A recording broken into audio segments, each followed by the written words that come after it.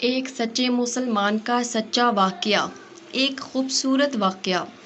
ایک غلام تھا۔ ایک دن وہ کام پر نہ گیا تو اس کے مالک نے سوچا کہ مجھے اس کی تنخواہ میں کچھ اضافہ کر دینا چاہیے تاکہ وہ اور دل جوئی سے کام کرے اور آئندہ غائب نہ ہو۔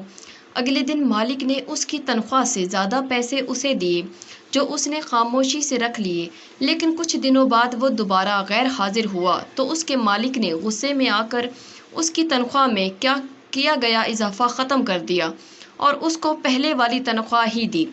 غلام نے اب بھی خاموشی اختیار کی تو مالک نے کہا، جب میں نے اضافہ کیا تو تم خاموش رہے اور اب جب کمی کی ہے تو پھر بھی خاموش ہو، کیوں؟ تب غلام نے جواب دیا، جب میں پہلے دن غیر حاضر تھا تو اس کی وجہ بچے کی پیدائش تھی اور آپ کی طرف سے تنخواہ میں اضافے کو میں نے وہ رزق خیال کیا جو وہ اپنے ساتھ لے کر آیا، اور جب میں دوسری مرتبہ غیر حاضر تھا تو اس کی وجہ میری ماں کی وفات تھی اور آپ کی طرف سے تنخواہ میں کمی کو میں نے وہ رزق خیال کیا جو اپنے ساتھ واپس لے گئیں۔